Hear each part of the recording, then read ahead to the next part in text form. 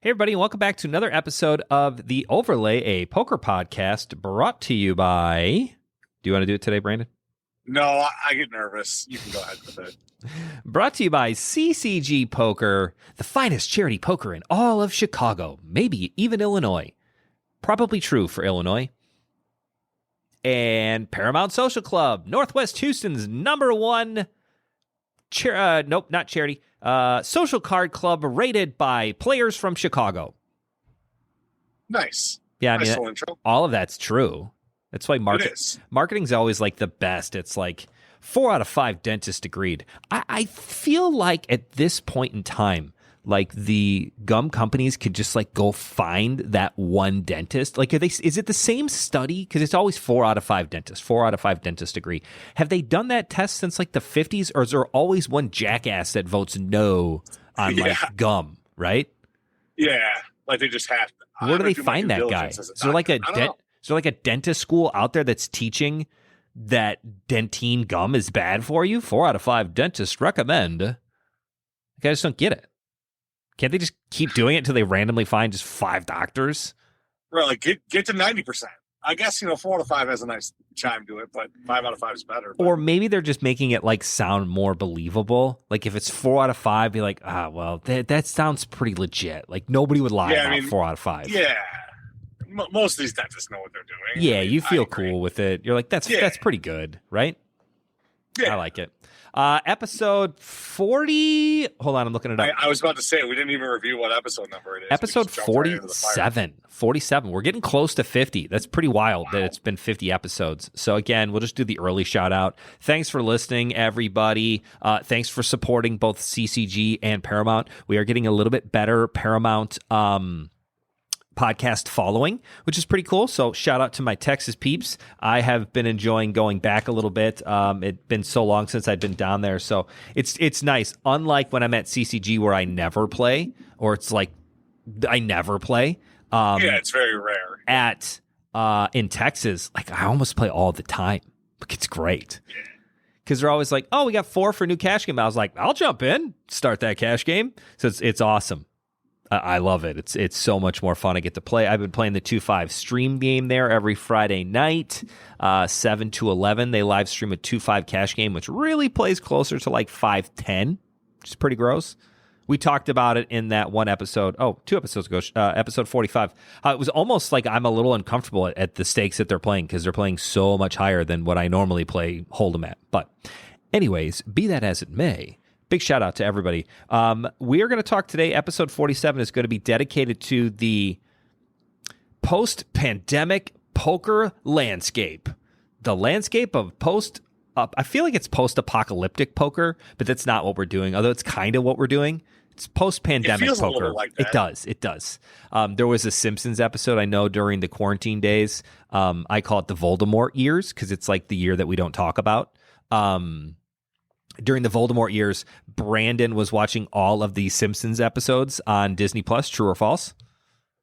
True. I was watching some of them yesterday because I don't feel bad about having it on, and like I kind of like half-ass watch it like when I'm like my kids are doing stuff, whatever. It's easy to pick up. Yeah, it's not. Yeah, and it was funny. They go in to see a movie, Homer, and I don't remember who he was. It doesn't matter, but he was like, "Oh, awesome! Another post-apocalyptic dystopian future movie. There hasn't been any of those." And he starts going, except The Hunger Games, Insurgent, Divergent.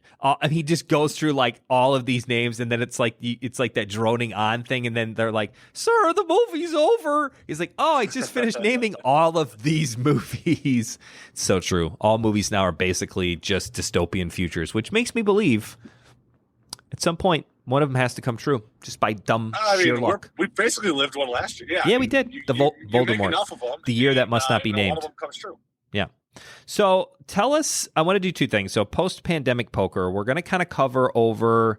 And just for the record, this will be the last episode. In all fairness, I wanted to call it like the state of live poker, the recap. And like Brand's like, no. He named this one post-pandemic poker, which I think is a super cool name, Triple P, as well as it's important because there are a lot of changes, some good, some bad. And I would like to think that a lot of these are going to stay. I think the game of poker has been fundamentally changed because of the pandemic. It's different. It's different. It's so different.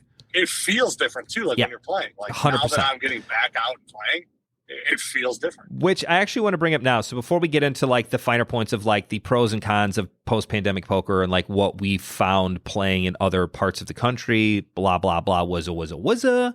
I want to hear the Brando story that I happened to wake up last night at about 3 o'clock in the morning, and I did 3 things. One, I got up and used the bathroom, which my 4-year-old body, now it's like a normal thing. I have to get up at least once. So I got that to look forward to. 2, my dad had asked me to put some bets in for him on DraftKings because he doesn't know how to do it, and the PGA Championship is this week. So he's like, all right, Justin Rose is going for plus 9,000. He's like, if you bet $100, you win 90 grand. I was like, nope, that's not right. It's 9,000. Yeah. You win 9,000. Yeah. He's like, oh, right. So anyways, I was like, that's cool. So we still bet on that. So go Justin Rose. Stuart Sink was another one because he's like a plus 10,000. Mark Leishman and one other guy. So anyways, I woke up and then I was texting you, I think about sports betting at 3 o'clock in the morning because that's just what I do when I wake up in the middle of the night. And you like snap responded, and it was actually of a oh no, I sent you a TikTok video because that's the third thing I do in the middle of the night. Shocking. I mean, guys, if you don't know, insider info on Kenny. Little bit addicted to the TikTok. Oh, I love TikTok. It's great. It's great. I watch so much TikTok.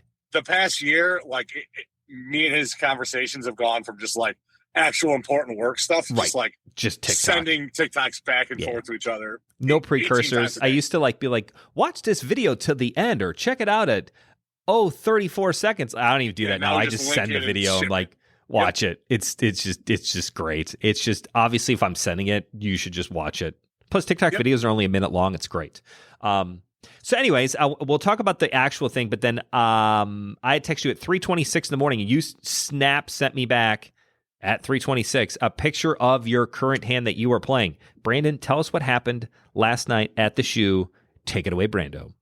Sweet. All right, we'll just start off. I'm stuck as a truck, like always.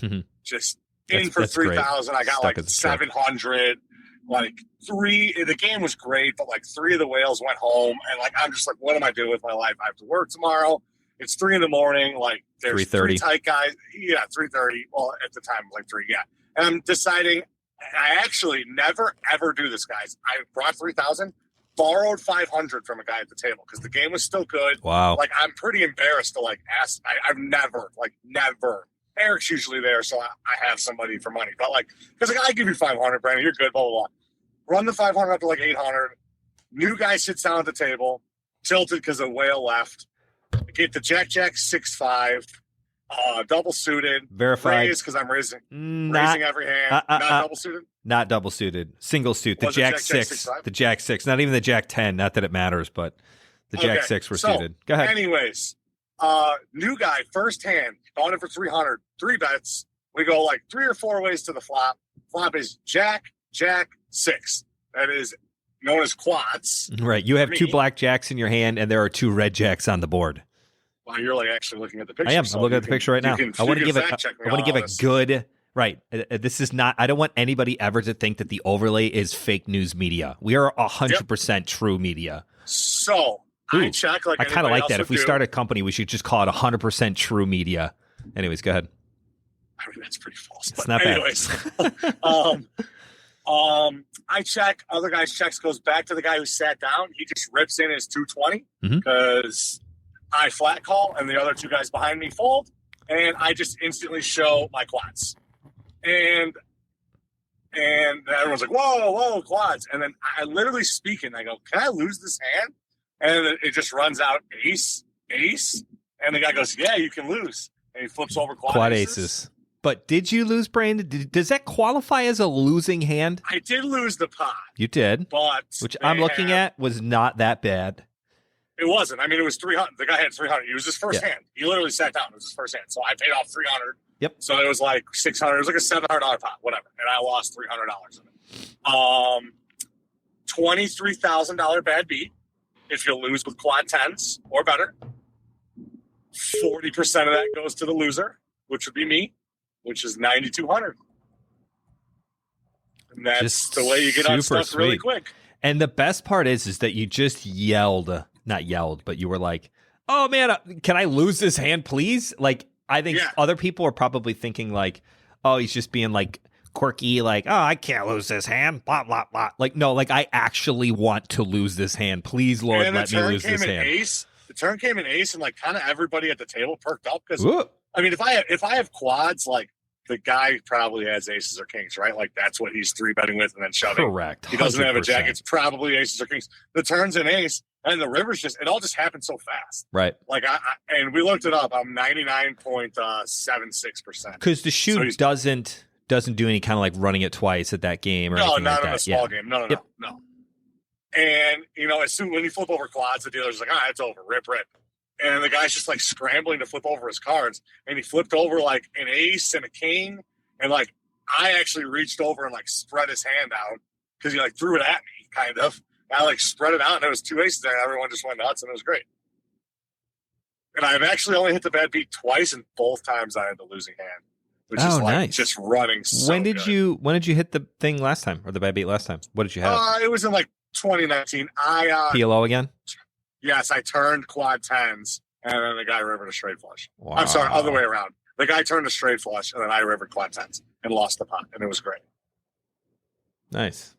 So, yeah, and then even better story, to wrap it up, it takes about 45 minutes to an hour to, like, get IDs, process W-9s for the guys that aren't in the Caesar system. Like, even if you don't pay taxes on it, you still have to get into the tax system with your social and stuff and blah, blah, blah. I didn't have a player card. Of course, promotions is closed, so they had to go to the high limit area and get me a card. And then, they got to bring the chips all the way up because we're in the venue. Yada, yada, yada. An hour later, during that hour, I spent up my 500 to like 5K.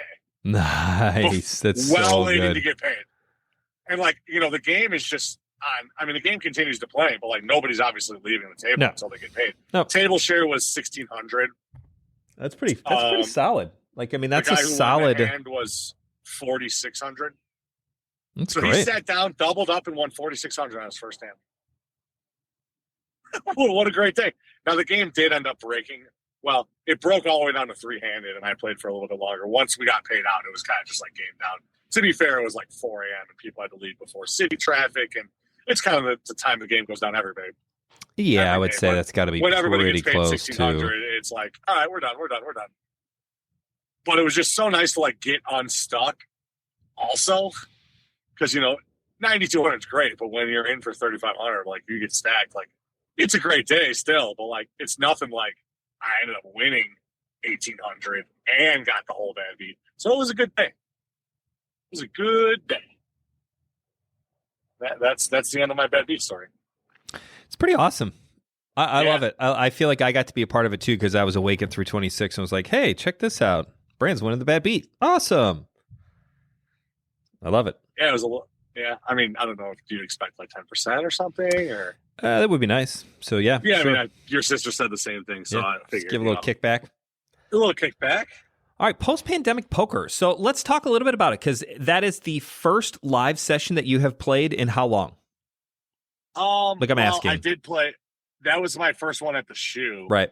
I had played one, in Florida. Right. Oh yeah, tell us about that. So post-pandemic poker. I'll get into that. What does the landscape look like? And we can start with the Horseshoe because that's closer to Chicago and most of what our listeners, our listening base comes from. And then we can talk about, Florida and whatnot.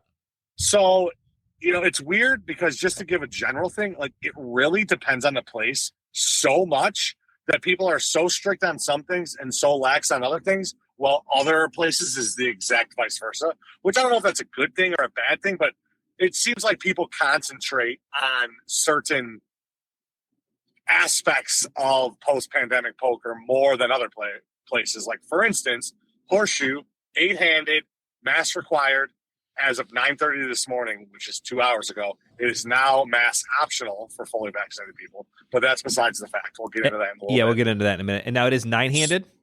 It's 8-handed. Oh, 8-handed. No sorry. partitions. No partitions. Up at the venue. Yeah, eating. The poker room itself. The poker room itself is closed. I don't know if they're going to reopen that. Oh, they are. Oh, they are? They are, yeah. What do they just have to move the machines, or? Yeah, they're going to move the machines. I think it's like a June project. I gotcha. So you were saying 8-handed tables, obviously upstairs, but that'll change. No partitions. No food, no drink, no servers, no smoking, no chewing gum, no anything. Chewing gum? You're basically in prison. I mean, to walk. I mean, you guys know most of you guys know the Horseshoe. To get a bottle of water, you need to walk all the way past the buffet, down both escalators or the stairs, over to the middle eatery section, go to the cafe, ask for a bottle of water, or go all the way to a bar. So, I mean, it is a solid 8-minute walk to go get a bottle of water. Yeah, I mean, it's a long way. I mean, it's not, it's whatever, but it's not very convenient when you're thirsty. Right. So, like, I'm sitting out for 15 minutes to go get a bottle of water and come back. And then drink it on the way up because you can't have it when you're back in there. So, I mean, that's a little weird to me. They're very, very strict with the food and drinks and waitresses, but then there's no partitions. And I kind of want to lead that into, without going fully into Hard Rock Tampa, they had full partitions, 8-handed, but they had food and drinks everywhere. Waitresses, massages, no massages up in the venue. Eating at the tables as well? You could like eat snacks and stuff. Like they didn't have like food service. Right. But like you could bring a power bar and eat it. Right. Not like that crazy guy who was eating salad with his fingers at like the Bellagio or Venetian. I don't know exactly where he was, but I cannot get that out of my mind. Patient zero. Patient zero right there. We figured out where coronavirus came from. February 14th. How many handed were they playing in Florida? 8-handed. So 8-handed seems to be the new normal. New normal for now, at least. And I mean, we've talked about this many times. You listeners know that we're big advocates for 8-handed sticking, and we're hoping that it does. But I mean, now I'm looking at what is Paramount, 8 or 9? 8. So Paramount's 8, CCG's 8, Horseshoe's 8, Hard Rock's 8. So, that's 3 different states. That's 4 different states. Indiana, Illinois, Texas, Florida, with, different governments and stuff. And 8-handed might be the new normal, which I love and you love, and it's great. We've talked about the pros of 8-handed. Yeah, again, I just think it's like the best part of I think it's one of the changes for the better. It's one of the positives, right? I think it's twofold that people are now so used to playing short-handed at like 6, 5. Remember when they first came out, it was 4-handed or something crazy? Yeah, like you couldn't have more than 4, which I think was the gaming board of Nevada, not even anything that applies to anywhere here. Was Nevada. And I think that was more along the lines of like craps tables and blackjack tables and baccarat tables and things that are shorter and closer in. And then poker was like, we kind of get thrown into these table games that we don't really, it's not really the same thing. Did you get my text, by the way? No. Yeah, read your text. Doing that short-handed games, I think players got used to it. And then I remember it was like 5, and then it was 6. CCG, I think, was always at 6-handed. And a lot of people were upset about it. I got a lot of phone calls where it was like, call me when you go back to full games. And I was just like, that might not ever happen. Like, literally never happen. I mean, if you're looking for a 10-handed tournament table, like, good luck. It's just not happening. Or a 9-handed cash game. Like, it's not happening anymore. And I love the fact that the games are going a little bit shorter. It makes for better games. There's more action. There's more room at the table. There's nothing worse than I find when you would play at the circuit event, a WSOP event or a bigger tournament where they're playing on these like smaller tables because they got to get a lot of tables in at the venue at the Horseshoe, which is mostly where I play outside of anywhere else.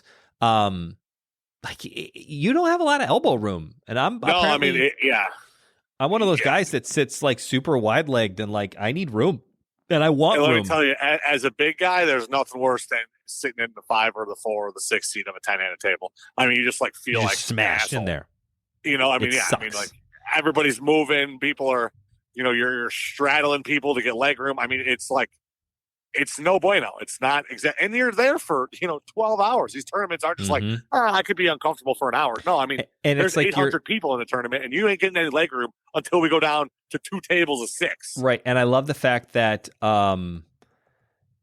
it's like you're at 10-handed a table, and then like you lose 2 players in one hand. You're like, yes. Oh, are you excited that you just laddered up mildly and there are less players in the tournament? No, I'm just happy that there is only 8 people at this table now, and it's a little bit roomier, and everyone's like spread out, Yeah, and then as soon as everybody spreads out, they break a table. Correct. And it's all right. Never we're fails. back up. Never fails. Yeah.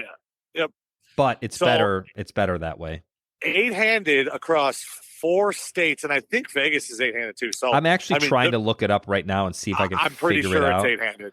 Pretty sure. But yeah, so I would agree. You're looking at a big part of the poker landscape. I mean, Chicago, Houston, Florida in general, and Vegas. I mean, that short of California and a few East Coast places. I mean, that's the poker landscape of the United States. So we've all kind of adopted 8-handed. So I'm excited to see that stay. Moving on. Now, I don't know if the Hard Rock's logic is because they have the partitions, they can allow the lax restrictions on food and drinks. Okay. I'm trying to think of like what's the difference between the Horseshoe and them in terms of the drinks. I guess maybe the partitions allows them to, let you pull down your mask to take a drink because you have that extra layer of protection. I don't know, but I'll tell you one thing, and especially, Florida being Florida, the players were not very happy that the partitions were still up. Really?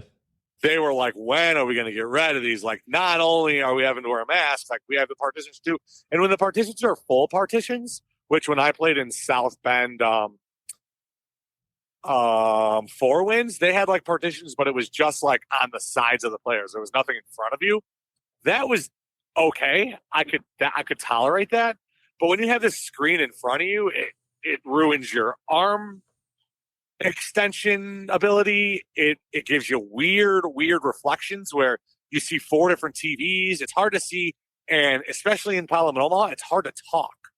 You already have a mask said it was covering your really face. hard to deal with them in general, right? It really was. I mean, like, as much as I liked the protection, even though I have both of my shots and whatever, like, it was kind of cool. Like, it would have been cool if this was last summer and we were using those. I'd be like, all right, this is dope. Like, I feel pretty protected. Like, I ain't ever getting COVID in one of these little boxes with a mask on.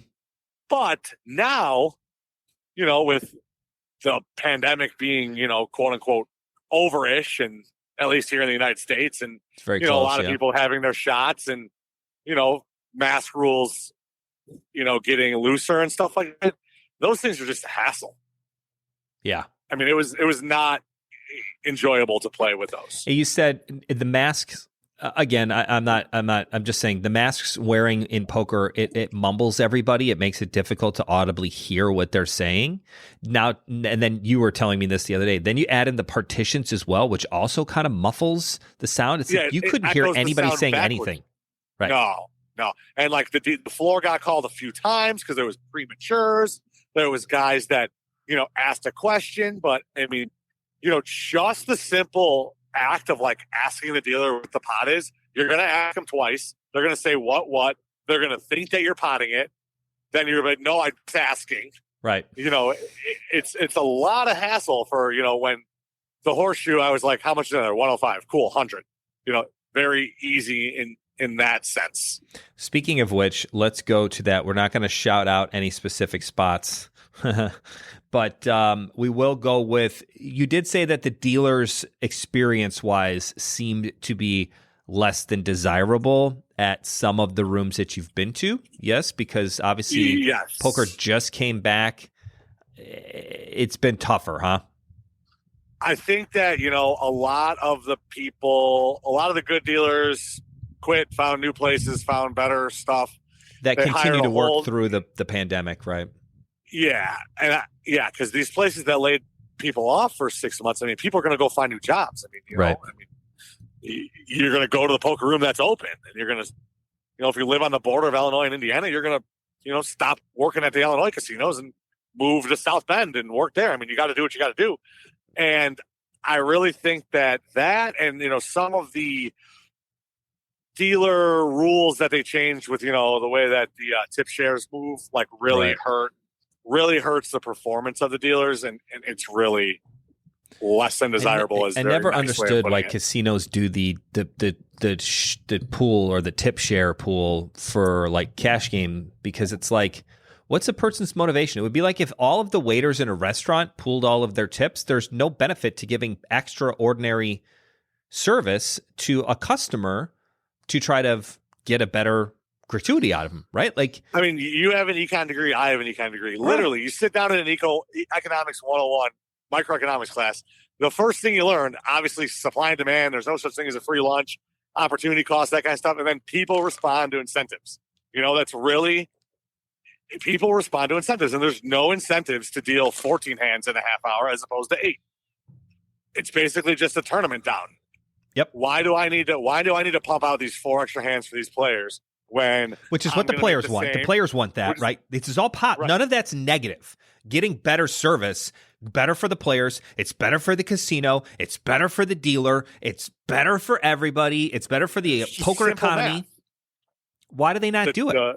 Hey, let's just nerf them all and make them just do whatever. And then you get people that are just like, I don't care. Do whatever you want, Yeah, I mean, these people are like, they take 4 minutes to count their rack because, like, I don't need to pump out a hand here in the first 2 minutes. Doesn't matter. I'm making the same as the craps guy that's down there busting his butt at a full 9-handed craps, 18-player craps table, right? Throwing chips around everywhere. I'm making the same as him. So why? And that actually, I'm very above average to really good tipper, especially for a person that plays a lot. It greatly affected how much I tipped on the bad beat yesterday. Yeah, how slow it is. No, just not that. That, like, my dealer's not getting it. Oh, I didn't even think about that. Like, I'm a big advocate. If I'm going to get $9,003, like, my dealer's getting 6, 7, 8, 900. Up to 10%. Right. He somewhere dealt in that area. He dealt it, like, and especially like that makes their month. Mm-hmm. It's a dream to hit to deal the bad beat. Like, right? Because they're almost getting part of it too. They like don't get a table share, but they get a portion. They get their solid 5% for dealing it or whatever. So, which is great. I mean, normally I would have tipped, 800, 600, 700, 900 if I love the dealer, probably 600 if it was the mad dealers or a new dealer I didn't really know. I mean, I tipped 300 and was like, honestly, kind of felt bad to know that, like, that 300 is going to bump the hourly 14 cents. And everybody in the casino gets a little piece of that. And it sucks for that guy. But, and I asked the floor, I'm like, I can't, like, tip him outside, right? They're like, no, I mean, he'll lose his job if anybody ever found out. I'm like, well, I'm not trying. I'm not trying to get the guy fired. Yeah, I'm not trying to get the guy fired for an extra 400. But that's a negative. That's a post-pandemic con here. Pro, short-handed tables. Con, not being able. The dealers seem to be at a lot of casinos now going to this like tip sharing, which I think sucks. I just don't think it it's really good does. for the industry. It really isn't, and you can tell the players are frustrated. And if a dealer's taking their time, players are taking breaks. Right. So dealers, I think a little bit. Hopefully that gets a little bit better. Downward spiral. But it's never going to be. It's never going to be like it was. Because the guy that can deal 15 hands in a half hour is 30 hands an hour compared to 20. That's an extra $10 if you're getting tipped $1 a hand. Well, $10 an hour is an extra $80 a day. It's an extra $320 a week. Whatever. It's clear that you and I definitely spend too much time talking about economics because it's $20,000 a year. Right. It's a lot. I agree. It's a con. It feels amazing. Right. Well, is that any different than it feels incredible, Kevin? Nope. It's the same. That was funny. Unplanned pregnancy. We're going to put that in the con. Hey, Jim and Pam. He's like, but it's a blessing. Okay. Unplanned pregnancy. Pro. I know that like Alex is going to be cracking up when he hears this. It's so good. I love The Office. It's great. Anyways, best $40 I ever spent. I was detrimentally affected when The Office came off of Netflix, and they could have picked a worse time because it was during the Voldemort year. Nobody talks about it. It was like January of 2021. I was like, bro, I cannot take any more negative stuff happening here. I need The Office to fall asleep to. Give us The Office, Netflix. your stock quadrupled during the pandemic. Keep it, please. Pay for it. Yeah, well, no, they did Peacock, which again, why in God's green earth would they name negative for post-pandemic anything? Is that I now have to have a streaming service called Peacock. Seriously? I refuse to pay for it. Even though I get it for free, I won't watch it. I've spent $40 on iTunes and bought all of the Office on there. Yeah, which is great. Yeah, it's cool. I just bounce around, watch them. All right, back to post-pandemic poker. There were a few other things I want to talk about. Shorthanded tables, I think that's a huge pro. Good dealers, more difficult to find. That's a negative. That kind of seems to be in general. The job force all over the place is kind of goofy right now. I don't really know what's happening, but it's fine. Kind of in the same. Leave it at that. Yeah, leave it at that. Same thing as kind of along with the shorthanded, being that players have been forced to become more aggressive because you're playing these very short, for most players, 5, 6, 7-handed games are short. Now we're getting back to full games, and I'm using my air quotes again, 8-handed for cash games and 9-handed for tournaments, I think is going to become the new standard.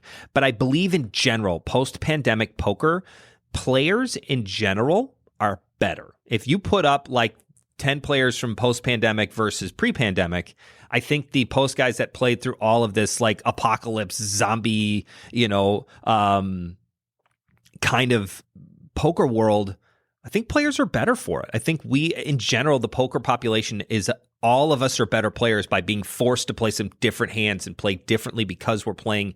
You're forced to, right? I agree. I think it's great. So kind of a middle one. It's you could put that in the pro section because it's awesome that everybody seemed to have gotten better at poker.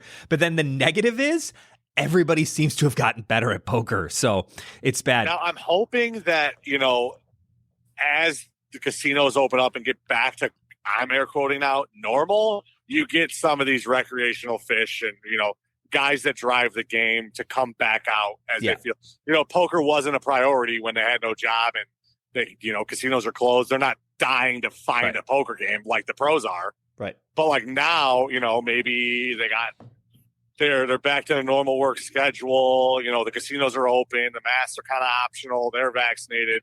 You kind of get those guys wandering in. And there was a really big fish who showed up yesterday and she was like, oh, this is my first time playing since the pandemic. You just get her back in the game. She lost 2,500 and left with a smile on her face. Not only are players better, but the overall, I always talk about the poker economy. It's just you need all of these different types of players. You need new players. You need bad players. You need good players. You need the pros. You need the semi-pros. You need the nits. You need all of those different types of people feeding into the game because if you have a game that's all whales, it sucks. I know it sounds like that would be awesome, but it sucks. You can't have a game of all sharks. You got to have the balance of because otherwise, how many times it because you play much more on a regular basis, but going to the Horseshoe at Tuesday at 10 o'clock in the morning, it's the same 8 old grinders trade their money back. It's not a fun game. They want to play with each other. It's a shitty game. So those 8 guys are happy because they just want to screw around. For with their them, it's a social aspect, right? It's hanging out, and, drinking coffee. Beer Can't do that anymore. Whatever. So going back to with the regulations, I think that. Not to toot CCG and Paramount's horns, but I think we got the food and drinks things kind of right. Yeah. I like the fact that I don't like it where, it's a free for all like Tampa Bay where it's just do whatever you want. But I also don't like the Horseshoe where it's you're in a prison cell and it's a police you got to go 8 minutes. It's a police station. I kind of like this. Well, if you're going to take a drink, pull your mask down, make it quick, maybe turn away. Don't have a cup holder so there's 9 drinks on the table. Correct. But, sell water in the room if somebody's thirsty. So I kind of like that. It's the last thing on my list. I think that post-pandemic, and I think it's something that we might actually do in Chicago and in Texas, if at all possible. Harder to say this in general because it's not a unanimous decision, but I hope the poker world embraces this. I don't think eating at the poker table should be allowed. No. It's not. It should not be allowed. Even 2 years from now, whatever, COVID's not a thing. I hope this is a true statement. 2 years from now, when COVID's not even a thing and nobody thinks about this stuff, and it's remember that goofy period of time during the Voldemort years when we had to wear a mask and do all this weird stuff? Man, I'm glad that's over. I hope they don't allow people to eat because it's nothing worse than I don't want to watch people eat a cheeseburger or a salad or lasagna. Who orders lasagna at a freaking poker table? My favorite is buffalo wings. I will punch you in the face. If we're playing at a game and you are sitting next to me and you order buffalo wings, I promise you, as God is my witness, I will punch you in the face. Hopefully I'm not playing in an NFL celebrity bounty tournament and the guy next to me is Jerome Bettis, because if he orders chicken wings, I'm going to punch him and I'm going to see what happens. We're going to go toe-to-toe, or I guess it's still toe-to-toe no matter how tall you are, but it'll be like nose to chest. Yes. Maybe I'm talking a big game here. I'm bluffing. I hope nobody calls me on this, but I think semi-bluffing. Maybe you can hit him with one good shot. Like a granola bar, fine. Like stuff that's like in a candy bar, fine. Bag of chips, not really cool. Bag of chips are not cool. Backpack Dan, he would bring plenty of food, but it was all using forks. If you want to eat cantaloupe with a fork in a container, that's one thing. Right. You're eating chicken wings and using your fingers? Yeah, come on. I mean, come on. That's just common sense. Common sense should say, this is a bad idea. Common sense is not a normal thing, though. We should sell common sense pills. Speaking of things that are happening on social media yesterday, got a little bit of buzz. Normally, I delete these type of spammy type comments, but somebody had commented on the new... sorry, I'm trying to look it up and talk at the same time. The new, I put out a thing yesterday about how we're all the tournament schedules back at CCG, which is great. I'm super excited about it. Cannot wait for all of that to be back. But like the first comment we got right away was from some random spam account, obviously. Thanks to blah, blah, blah, blah, blah, for making me win the lottery with his spell. After many years of labor to win the lottery, I found this person who is not being named.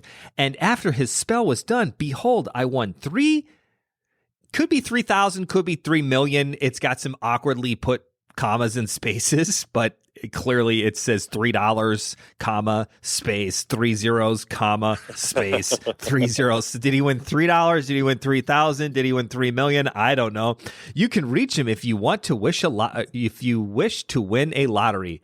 And I was like, snap back right away. I was like, seriously, you're selling lottery winning spells? Like, that's awesome. And like, it kind of got a couple of people were like, Scully texted back or in there. He's like, wow, totally buying a spell that will help me win these tournaments. Like, this is great. It's like a fake, carnival spell that you can buy. Like, I was like, I might start a whole side business here at the final table selling these poker winning spells to people, at a premium. Hey, what's the worst that happened? They lose and you tell them they didn't do the spell right. You didn't do the spell right. You must not have been wearing the right underwear. I don't know. It's weird. But can you imagine, like, there's people in the world that want to buy spells to win the lottery. My Lord. Yeah. I mean, this is how people that, create like the Snuggie or whatever are millionaires. Yeah, that's awesome. Snuggie guy's the shit. I love that guy.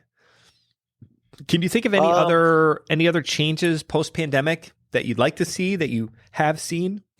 Negatives? I mean, that's pretty much it. I mean, the food and the drink thing, I really dig the fact that they're not really allowing it everywhere. It's like kind of like, they're easing it back in slowly, which is good. And again, all of that stuff's going to continually happen, right? Like things are going to start changing. You're going to start seeing meetup games and stuff as well. Like I've noticed, some of the poker vloggers are back out and about, which is great.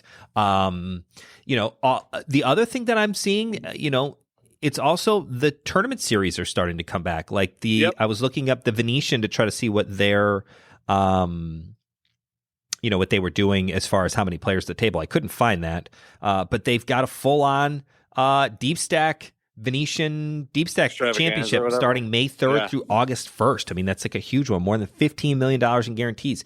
Texas has got a bunch of, like, the new thing down there is like these tournament series. They did a tournament, what was it, 3 weeks ago, at a club down there in Houston. It's like 2.5 or almost $3 million prize pool. It was bananas. I think it was like 2.4. But and like Joey Ingram went, like, just didn't get paid for it, just showed up because he's like, this is a badass tournament. I want to go see what this is all about. Even he said that the games in Texas are crazy. The action is insane. It's truly the Wild West. I'll be there in 2 weeks. I cannot wait for you to see it. I have a few things for you crypto guys. Oh, yeah. Crypto, not the best day yesterday. I saw a funny tweet that was just like, the number of professional poker players just doubled today, as in like all the poker pros that had 4 million in Bitcoin now have 2 million, and they all need to play poker again for a living. And that was kind of funny. Did I send you that TikTok where the kid was like asking his dad if he can move back in, and his dad was like, I think I sent you. I don't know. 2 weeks ago, you were all like, "Screw you guys for making me grow up poor." Take me to the moon. Yeah. He's like, we don't talk about him anymore. Like, it was so good. Anyways, crypto and TikToks are fantastic. Other than that, I think that's going to wrap it up. I think there's some positives. I think when you have a really shitty year like we've had in the past 16 months, 15 months, whatever it is, like you kind of have to take the good with the bad. And I think some things are better for it. Obviously, there's a lot of different things that are really bad, but we're not going to talk about that too much because they're negative. But I think there are some nice positive things that have come from this. First and foremost, like, you really gotta like take it with a grain of salt that like every place is going to be really different. Yeah, and like that's okay right now because everybody has. We're kind of figuring it out. Has their own. Everybody's trying to figure out the best way that they think is the safest and the most efficient. Right. Really quick, Tampa Bay, they made a brush spray down your seat and your armrest before you were allowed to sit down. They had little buttons that was like needs to be sanitized. So clearly they're taking chip sanitation more seriously. But the Horseshoe has no food or drinks, even though there's no partition. So everybody's kind of doing it a little differently. A little bit different. It feels different everywhere. I think eventually that will somewhat go away and it'll get unified again like it was. You could go to CCG, Houston, Las Vegas, Florida, and it all kind of felt the same. I mean, you're sitting at a poker table. It's the same. Now it's different everywhere, but I think eventually, that will fade away over the next 6 months to a year. Yeah, for sure. Hopefully. Well, good. That's all I got. Thank you for listening as always, everybody. We hope to see you next time. I think what was our next episode we said so I can remember this? Maybe the players will remind us. Shit. No, I don't remember. Anyways, we'll come up with some kind of episode. Let's do this. If you have any episode ideas, either come up to Brandon and I at an event or in Houston when you see us next weekend or 2 weekends, whatever. Brandon will be there the first weekend of June. Give us some shout outs here. Like we'd love some ideas. What do you enjoy? Give us some like what don't you enjoy? Old school, I kind of like that one. Yeah. We could talk about how the old school guys like Farha and Brunson and Mattisau are kind of obsolete. And the only ones that really made it out of there was like Esfandiari and Negreanu and Helmuth, and everybody else is kind of, fading off. They're all doing their own things, and they all got rich in the early 2000s, and that was it. But, you don't hear anything about Barry Greenstein anymore. Or, no. Tom Dwan. I mean, yeah, okay, maybe he plays in a huge game in Macau every now and then, but like these guys were the faces of poker, and now you watch high stakes poker in 2021. It's a bunch of young crypto dudes and wizards, and new school versus old school. I think is kind of a neat idea. So maybe we'll throw that one in there before we get to 50.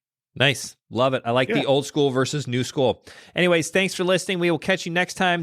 May your flops be wide and your turns and rivers bring 0.3% out so that you bang the bad beat and you take and you're super happy. Otherwise, Brandon would have just been calling me at 3:45 in the morning and be like, bro, you're never going to believe how I lost all my money. It's bullshit.